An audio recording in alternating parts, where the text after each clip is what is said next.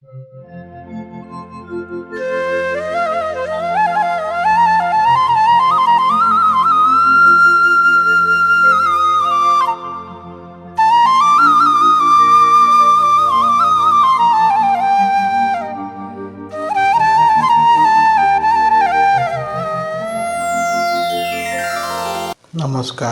जय जगन्नाथ दर्शक बंधु, आपण मान गोटे सुंदर अध्याय को स्वागत।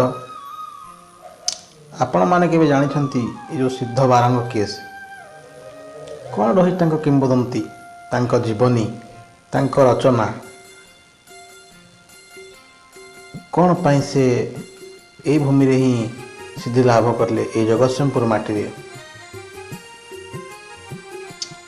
कौन आपण कौन कहे किंवदंती, तांको बापा किए, तांको माँ किए, तांको जीवनी कौन, तांको रहस्य कौन, से कौन साधिथिले, कौन लिखि जाइछंती, भविष्यत पीढ़ी बा उत्तर पीढ़ी मानक पई केउ अमूल्य कथा सब रखि जाइछंती कौन के आपण जानिछंती ना जानिबा को चेष्टा करिछंती जे किए महापुरुष सिद्ध बारंग।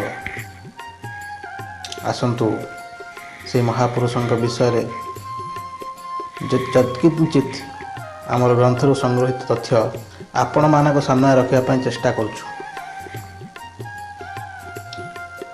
खाली जे अष्टानंद महापुरुषंकर चकड़ा मरण हो किंबा शिवकल्प हो, यही ग्रंथ रे केवल जत्किंचित लिखा जाइछि जे कलिजुगर अंतिम समय रे बा 12 जन्म रे अष्टानंद महापुरुषंक पाखरे सिद्ध बारंग थिबे, हेले महापुरुष अच्युतानंद को कोष्ठ व्याधि हे। महापुरुष लिखते अज्ञानी बारंग से बाट बणा हे, चिन्ह पारनि ये से परम ब्रह्म रूखरित ब्रह्मसत्ता अच्युतानंद महापुरुष कि अन्य किए। हेले परवर्ती समय जितेबेले शिशुनंद कृपा हेब बा करुणा हेब सेतेबेले से महापुरुष अच्युतानंद को चिन्ह पारे। ए कथा प्रसंग प्राय आम शिवकल्प नवखंड निर्घंट हेउ किंबा महापुरुष अच्युतानंद रचित अन्य अनेक ग्रंथ हेउ से प्रसंग आम प्राय शुणा पाए। हेले वास्तव में ए सिद्ध बारंग किए, से तांकर जन्म केउठी, तांकर पिता किए, माता किए, से प्रसंग रे आसंतु आलोचना करिबा एवं तांकर रचनावली संपर्क रे जतिकिंचित आसंतु आलोचना करिबा। जय जगन्नाथ।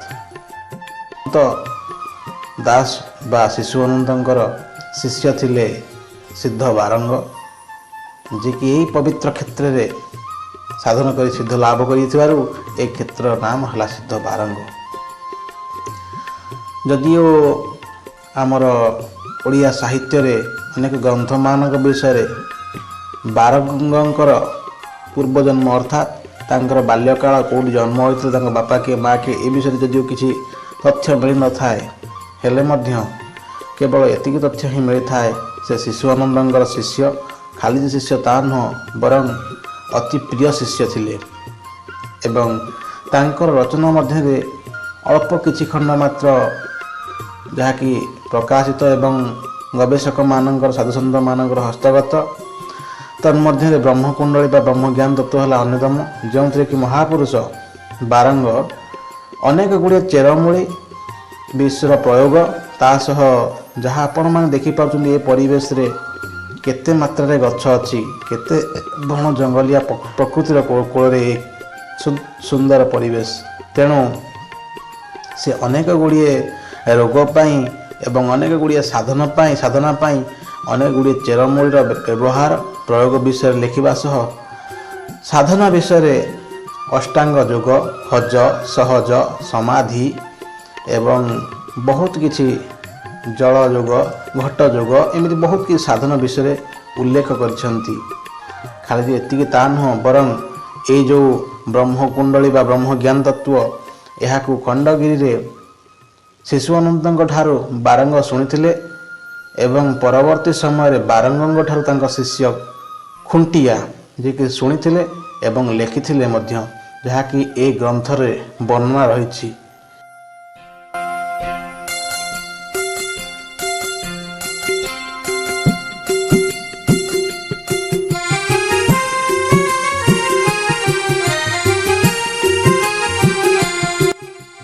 ग्रंथ रे महापुरुष ବ୍ରହ୍ମ ଏକାକ୍ଷର ବିଷୟରେ ଗୋଟେ ସୁନ୍ଦର ପ୍ରସଙ୍ଗ କହୁଛନ୍ତି ତାଙ୍କ ଶିଷ୍ୟ ଖୁଣ୍ଟିଆକୁ ଏବଂ ଖୁଣ୍ଟିଆ ତାକୁ ଲିପିବଦ୍ଧ କରୁଛନ୍ତି। ମହାପୁରୁଷ କହିଛନ୍ତି, ବ୍ରହ୍ମ ଏକାକ୍ଷର ଜଗି ବସିଅଛି ମହାଶୂନ୍ୟ ଘର ମାଡ଼ି, ଜୀବ ଅର୍ଦ୍ଧମାତ୍ରା ଘେନି ମହାମାୟା, ଯୋଗୀଙ୍କି ନଦେଲା ଛାଡ଼ି, ଯୋଗୀକେ ପଶିବ ଚରଣେ ରଖିଲା, କେପାରିବ ତାକୁ ଜିଣି, ଚରଣ ରଖିଣ ସନ୍ଧ୍ୟା ସ୍ୱରୂପିଣ ବ୍ରହ୍ମାଣ୍ଡେ ହେଲା କାରିଣୀ। ତେଣୁ ଏ ଯେଉଁ ତତ୍ତ୍ୱଜ୍ଞାନ ମହାପୁରୁଷ ଲେଖିଛନ୍ତି ୟାକୁ ସହଜରେ ବୁଝିବା ଏବଂ ଭେଦିବା ସହଜ ନୁହେଁ। ଖାଲି ଯେ ଏତିକି ତା ନୁହଁ, ବରଂ ଆହୁରି ମଧ୍ୟ ବହୁତ ସୁନ୍ଦର କଥା ଲେଖିଛନ୍ତି ତାଙ୍କ ସାଧନା ସ୍ଥାନ ଆଉ ତାଙ୍କର ସାଧନାରେ ଯେଉଁ ସିଦ୍ଧି କାରଣରୁ ଏ ଯେଉଁ ତତ୍ତ୍ୱଜ୍ଞାନ ବିଚାର କେଉଁଠି କହିଛନ୍ତି ସେ ପ୍ରସଙ୍ଗରେ ମଧ୍ୟ ମହାପୁରୁଷ କଲମ କରିଛନ୍ତି।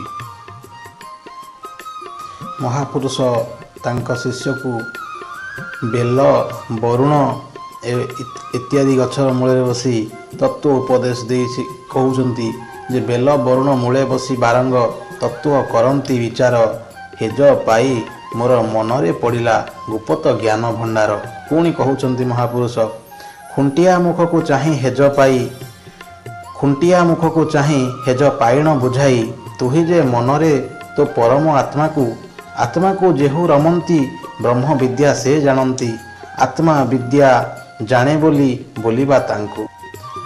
ଆତ୍ମାକୁ ରମିବା ଶାନ୍ତିରେ ମନ ନିବୃତ୍ତି, ତେବେ ସିନା ରମିବୁ ଅନନ୍ତ ପଥକୁ, ଭୟ ନ ରଖି କାହାକୁ, ଜାଗିଣ ଚିତ୍ତେ ତାହାକୁ, 16 ଡମ୍ବରକୁ ଭେଦି ପାଇବୁ ତତ୍ତ୍ୱକୁ। ଡମ୍ବରୁ ଗୋଟିକେ ନାମ ଅଟେ ଭିନ୍ନ ଭିନ୍ନ, ବୁଝାଇ ପାରିଲେ ଆତ୍ମା ଯିବ ଉଦ୍ଧାର। ଶ୍ରବଣେ ଶୁଣିଛୁ ଏହୁ, ଚକ୍ଷୁରେ ଦେଖିଛି କେହୁ, କହୁଅଛି ବହୁ ଅଛି ଯେହୁ ମାୟା ଭଣ୍ଡାର। ଅମାୟା ଅଟଇ ଶୂନ୍ୟ ମଧ୍ୟେ ନିରଞ୍ଜନ ଆଦି ନାମ ଦେଖ ଆଗର, ନିରଞ୍ଜନ ବୋଲି ଯେହୁ ସବୁ ତତ୍ତ୍ୱ ତାହା ତହୁଁ, ଶ୍ରୀ ଗୁରୁଙ୍କୁ କହିଥିଲେ ରେବତୀ ବର। ଶ୍ରୀ ଗୁରୁ କହିଲେ ଭଗବାନ ଜଗନ୍ନାଥ ବା ଶ୍ରୀକୃଷ୍ଣ। ତେଣୁ ସେଇ କୃଷ୍ଣଙ୍କୁ ରେବତୀ ବର କହିଲେ ବଳରାମ କହିଥିଲେ। ଗରୁଡ଼ ସାକ୍ଷୀ ଜହିଁକି ଅନ୍ୟ କିଏ ଜାଣିପାରେ କି, ତୋ ଆଗେ କହିଲୁ ଏ ଗୁପ୍ତ ଭଣ୍ଡାର। ନିରାଲମ୍ବ ଯେହୁ ପୁଣ ଯନ୍ତ୍ରରେ ନୁହେଁ କଥନ, ଅଗମ୍ୟ ଅସଂଖ୍ୟ କଥା ନୁହେଁ ଗୋଚର। ତେଣୁ ଏଡ଼େ ବଡ଼ କଥା କହିଥିବା ମହାପୁରୁଷ ସିଦ୍ଧ ବାରଙ୍ଗ ଜଣେ ଛୋଟିଆ ସାଧାରଣ ଲୋକ ନଥିଲେ, ସାଧାରଣ ସାଧକ ବା ଯୋଗୀ ନଥିଲେ, ଏହା ତ ସ୍ପଷ୍ଟ ଭାବରେ ବାରି ହୋଇପଡ଼ୁଛି। ପୁଣି ମଧ୍ୟ ବହୁତ କିଛି କଥା ଲେଖିଛନ୍ତି। ଆସନ୍ତୁ ଆଉ କିଛି ପଦ ତାଙ୍କ ଗ୍ରନ୍ଥରୁ ଆମେ ଉଦ୍ଧାର କରି ଆପଣମାନଙ୍କ ପାଇଁ ପ୍ରସ୍ତୁତ କରୁଛୁ। ଆପଣମାନଙ୍କ ପାଇଁ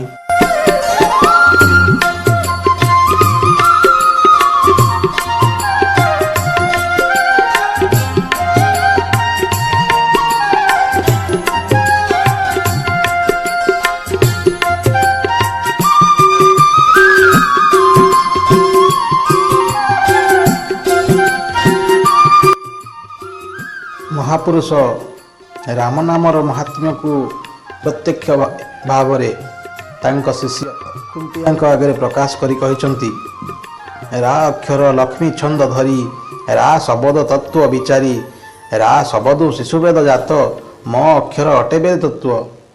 ମ ଯେ ପଞ୍ଚମାତ୍ରାକୁ ତାରଣ, ମ ଅକ୍ଷରୁ ବ୍ରହ୍ମାଣ୍ଡ ନିର୍ମଣ, ମରୁ ମୋହ ଜାତ କରି ମାୟା, ମକୁ ସାଧିଲେ ଲୁଚଇ କାୟା। ମମତା କରିଛି ମ ଅକ୍ଷର, ମକୁ ରଖି ରାକୁ ଭଣ୍ଡାର, ମରେ ନ ଅକ୍ଷର ମିଶି, ମନ ବୋଲିଟି ଜଗତେ ପ୍ରଶଂସୀ। ମନ ହ ଅକ୍ଷରେ କରିଛି ବାସ, ବିନ୍ଦୁ ଭିତରେ ହୋଇଛି ପ୍ରକାଶ। ବିନ୍ଦୁ ନାଦ ଦୁହେଁ ଏକତ୍ୱ ଅଙ୍ଗ, ବିନ୍ଦୁକୁ ଭେଦୁଛି ସିଦ୍ଧ ବାରଙ୍ଗ। ତେଣୁ ସେ ବିନ୍ଦୁକୁ ଭେଦୁଛନ୍ତି ବୋଲି ଏଇ ରାମ ନାମକୁ ସେ ଉଚ୍ଚାରଣ କରିବା ସାଧନ କରୁଛନ୍ତି ବୋଲି, ଏ ଓଙ୍କାର ତତ୍ତ୍ୱକୁ ସେ ସାଧନ କରୁଛନ୍ତି ବୋଲି, ସ୍ପଷ୍ଟ ଭାବରେ ବିନ୍ଦୁକୁ ଭେଦନ କରୁଛନ୍ତି ବୋଲି ତାଙ୍କ ଶିଷ୍ୟ ଆଗରେ ମହାପୁରୁଷ ପ୍ରତ୍ୟକ୍ଷ ଭାବରେ ଏ ରାମ ନାମର ମହାତ୍ମ୍ୟ ଜଣାଇ କହୁଛନ୍ତି ଏ ପ୍ରସଙ୍ଗ।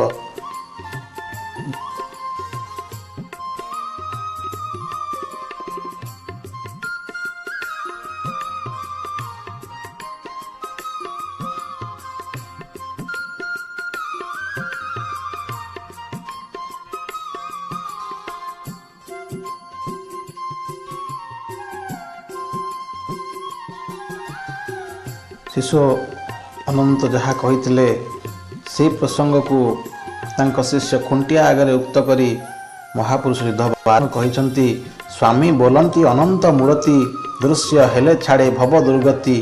ଯେଉଁ ଅନନ୍ତ ସତ୍ୟ ଜ୍ୟୋତିର୍ମୟ ଉଦୟ ହେଲେ ପାପ ହୁଏ କ୍ଷୟ। ଅନନ୍ତୁ ଅନନ୍ତ ଜାତ ହୁଅନ୍ତି ଅନନ୍ତ ଅବ୍ୟୟ ପରମ ଜ୍ୟୋତି। ଅନନ୍ତ ମୂର୍ତ୍ତି ଦେଖିବୁ ତୁ ଯେବେ ପାଦ ଛୁଇଁଥାଅ ପରମ ଭାବେ। କନକ ପୁଷ୍ପ ପ୍ରାୟ କାନ୍ତିମାନ ଧବଳ କେଶାଦି ସେ ଶ୍ଵେତବର୍ଣ୍ଣ। ଦେଖିନ କାହିଁନ କହିବୁ ତୁହି ଅନନ୍ତ ଦର୍ଶନ ପାପ ନାଶଇ। ଶୁଣ ଖୁଣ୍ଟିଆ ପରମ ଚରିତ ଦିନେକ ବିଜେ କରେ ଛାୟାକାନ୍ତ। ଉଭୟ ରୂପ ଶୂନ୍ୟରେ ରଖିଲେ ଶିଶୁକୁ ପ୍ରସନ୍ନେ ଯାହା କହିଲେ। ଶିଶୁ ବିଚାରିଲେ ଦର୍ଶନ ପାଇ ଟେକିଲେ ଅର୍ଦ୍ଧ ଊର୍ଦ୍ଧ୍ୱରେ ମିଶାଇ। ମନ ପବନ ଯେ ଏକତ୍ୱ କଲେ ଉଦୟଗିରି ଉପରେ ବସିଲେ। ସୂର୍ଯ୍ୟ ଗାୟତ୍ରୀ କଲେ ଲୟ ଦୃଷ୍ଟି ରହିଲା ଶୂନ୍ୟମୟ ଦେହେ। ଦେଖିଣ ଏ ଭଜନର ପ୍ରତାପ ଜାଣିଲେ ପ୍ରାଣ ସବିତା ସ୍ୱରୂପ। ସାଧନା ଯୋଗେ ବ୍ରହ୍ମତତ୍ତ୍ୱ ପାଇ ଦେଖିଲେ ସ୍ୱାମୀଙ୍କ ଚେତନା ନାହିଁ। ଗୁହ୍ୟର ଶିର ଯହୁଁ ଏକ ହୋଇଲା ଶୂନ୍ୟରେ ସ୍ୱାମୀ ଆସନ କମ୍ପିଲା। ଅରୁଣ ସଙ୍ଗେ ରଖି ଏକ ରୂପ ଅଇଲେଟି କୋଟି ବ୍ରହ୍ମାଣ୍ଡ ଅଧିପ। ଯେତେବେଳେ ସ୍ୱାମୀ ଖଣ୍ଡଗିରିରେ ପ୍ରବେଶ ହେଲେ କପିଳଙ୍କ ଠାରେ। ନିଃଶ୍ଵତି ଜାଗି ଅଛଇଁ ଗୋସାଇଁ ଉଭା ହେଲେ ଛାୟା ଦେବୀ ସାଇଁ। ବୋଇଲେ ପ୍ରସନ୍ନ ହେଲେ ଅନନ୍ତ ଦେଖି ପ୍ରଣିପାତ କପିଳସୂତ।